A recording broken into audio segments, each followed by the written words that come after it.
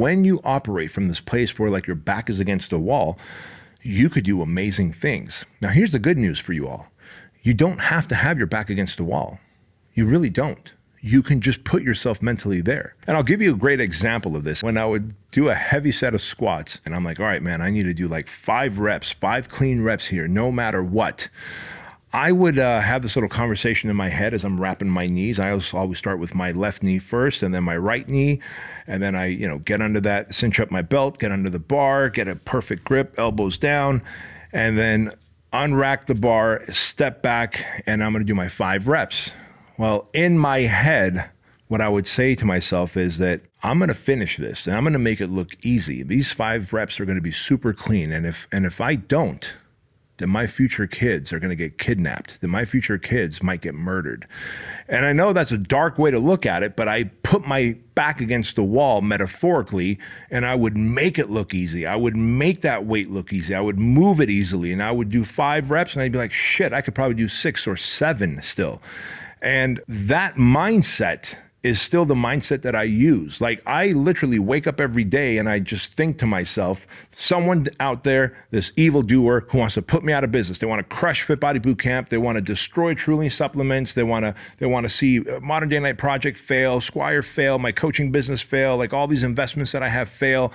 Someone wakes up with this intent to put me out of fucking business, and I go to battle every single day with that mindset. And when I go to battle with that mindset that someone is trying to put me out of business, even though I'm fucking wealthy and have properties and a ranch and cars and fly private and do all these fucking things that I do, I still operate with that immigrant edge mentality. You could literally play that game like I just gave you 2 great examples, one in the gym and one in business. And when you play that game with yourself and you're like, fuck this, I get myself all worked up. I get myself so worked up that someone's trying to put me out of business. I really believe this is why we survived and thrived out of the pandemic, is because when that fucking pandemic hit and when I saw our Fit Body Bootcamp locations shutting down, I was like, you know what? Fuck this.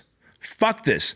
The fucking corona is not the virus. I am the fucking virus. I will put corona out of business. I will put this fucking virus out of business. I will kill the virus. I will be the virus against the virus.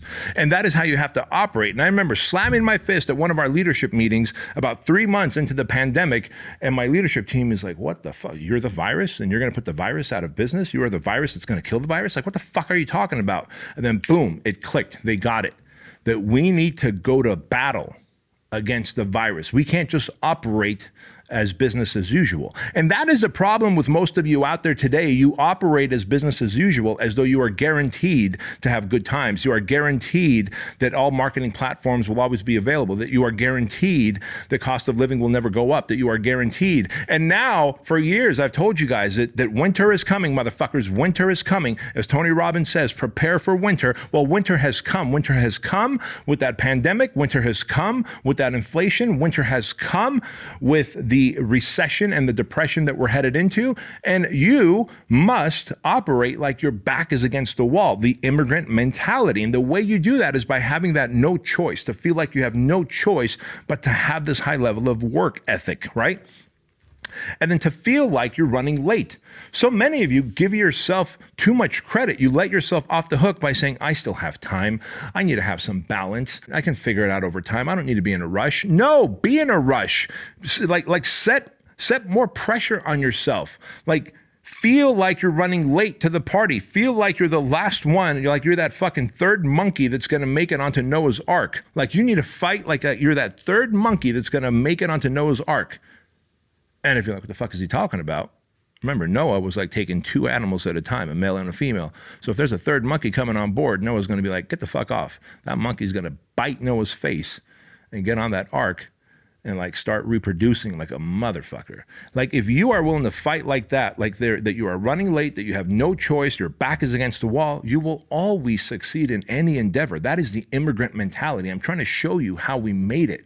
How we made it in a country where we didn't understand the language, we didn't understand the culture, we were broke, we were poor, we were constantly told to go back to your own fucking country, you foreigners. Like, I can't tell you how many times I've heard that.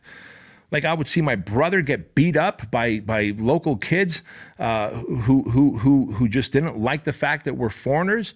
And then the local gangbangers started to fight me to the point where I had to start carrying a flathead screwdriver and to threaten them with the flathead screwdriver because it was me against a group of them and I didn't know what else to do. And my dad's like, here's a flathead screwdriver. Here's what you're going to do. You're going to stab them over and over again. And once you stab the biggest guy, every single one of them would run away. He would say, if a group of guys come and start a problem with you, you stab the biggest guy. You step up to the biggest guy and start stabbing them until they all run away. And that's how it works. And then all of a sudden you get a reputation. But are you willing to fight like that? And I'm not saying you ought to go get a flathead screwdriver and start stabbing people. What I am telling you, though, is are you willing to have that level of work ethic? Because if you are, then the other piece that you need that an immigrant has is this ability to have resourcefulness, right? So my mom had my dad pump gasoline out, like siphon gasoline out from a parked car and like in a jar. And then she washed my hair with gasoline to kill the lice, and it was cheaper because it was free than lice treatment from the drugstore. Now, that is resourcefulness. Like that is the level that you have to work. Like when the absence of resources, you have to get resourceful. That is the immigrant mindset. That is the immigrant edge. That is how I live. That is how I operate. That is how I grew up. Like, damn, Bedros, that's savage. No, it's just a new way of thinking. It's a new way of surviving. And if you show up with the level 10 mindset like that, then any work that's even a level 6, 7, 8, 9 is easy. Another great example of resourcefulness on the side of my parents, on these beautiful immigrant parents that I have. My dad had figured out that the grocery stores had these huge dumpsters behind them. And in these dumpsters, they would throw out food that had gotten bad, like either gotten rotten or that had expired, but weren't necessarily bad yet. Some bread might have mold on it or the cheese might have mold on it, but he would pick me up because I was the smallest one in the family, and he'd put me into the dumpster, and I would fish out bags of bread, like loaves of bread and packets of cheese and milk that had expired but hadn't gone bad yet. And my mom would pick off the mold from the bread and the cheese and she'd fry it up and we'd eat it. But it's, hey, man, it's free food. It's resourcefulness. It's finding heads of lettuce that are all rotten, but you peel enough of those heads of lettuce, the leaves away, there's a tiny little fresh little lettuce under there. And you get enough of those heads of rotten lettuce, you can make a little salad for your immigrant family, right? Like that's how you guys need to fucking operate. Like the American dream is alive and well. You could have anything you want. In fact, the barrier to the American dream is lower than ever because you've got the internet. So you've got global reach now. You've got social media platforms where if you make high how-to videos, how to make money, how to sell real estate, how to tie your shoes, how to dye your clothes, how to, like whatever it is, how to give yourself a fucking haircut, right? You can make any kind of how-to, like there's like how to play the drums, how to play the fucking piano, how to play the guitar, how to skate.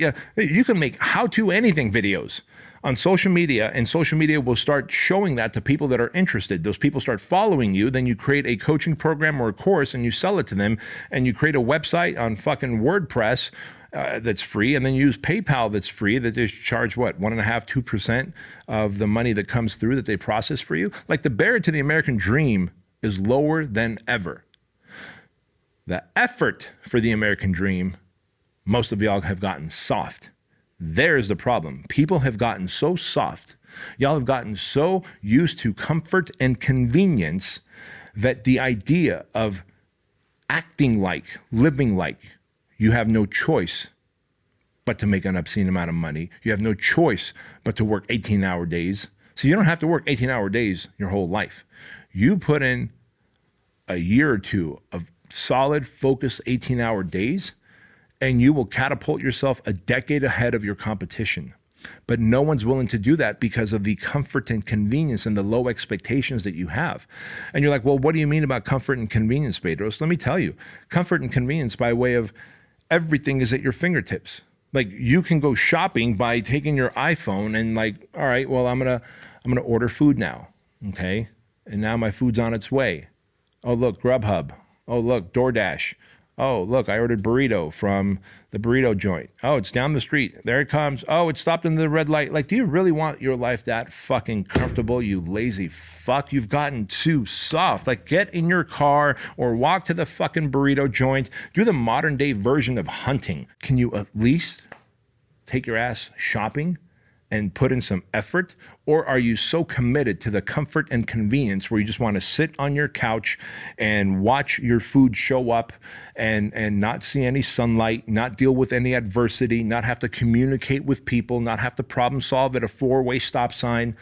And so you start becoming this gelatinous mass where someone can't differentiate your brain from your body because it's all just this blobby mass. Like, damn, B, you're being fucking hard on us. I am, because no one else is willing to be. And it's because I love you, because I give a shit about you, because I want to see you grow and thrive. And we are headed into a massive recession that's going to be compounded by a depression. Inflation is through the roof. You must adopt that immigrant mindset of working like you have no choice, feeling like you're late and behind schedule, and then being resourceful in the absence of resources, like figuring it out, FIO. And if you are willing to figure it out and do those things, then abandon comfort and convenience, like choose to do the hard things, like literally choose the staircase over the escalator, right? Park at the farthest fucking parking lot when you're walking to your office. Just do the hardest things, always, always. Even in your office, you're like, I'm gonna take the elevator to go down. No, take the staircase, take the staircase. Like, if you do that, you start creating a pattern of badassery. And badassery creates a lot of financial freedom. And financial freedom allows you to make a lot of money and do a lot of good with it. And I don't know about you, but I love doing a lot of good with my money. I love helping Shriners Children's Hospital, Toys for Tots, Compassion International. I love every December when we shut down the local Target here in Chino Hills on a Saturday morning and we buy $250,000 worth of toys for Toys for Tots. We've donated multiple seven figures to Shriners Children's Hospital, where these kids whose families can't afford medical surgeries and procedures, the Shriners Hospital does it for them for free. It's because of people like us that are funding them, right? And so you can become part of a global solution, man, make a lot of money and do a lot of good with it. But it starts with this immigrant mindset and real work ethic that my dad has, that I have, compounded by today's ability to use leverage and scale, is you become unstoppable. And if you go back a couple episodes and learn about wealth creation and not just making a lot of money, trading time for dollars, but actual wealth creation, like you become like this nuclear bomb of financial freedom. But it all starts with the ability to have this immigrant edge mentality that nothing will make you live below the means that you don't want to live. Setting higher standards, not compromising about how you spend your money and how you spend your time with the people that you love. And that's what I love best about, the biggest lesson that my dad taught me was this like immigrant edge work ethic to be able to achieve the ultimate American dream.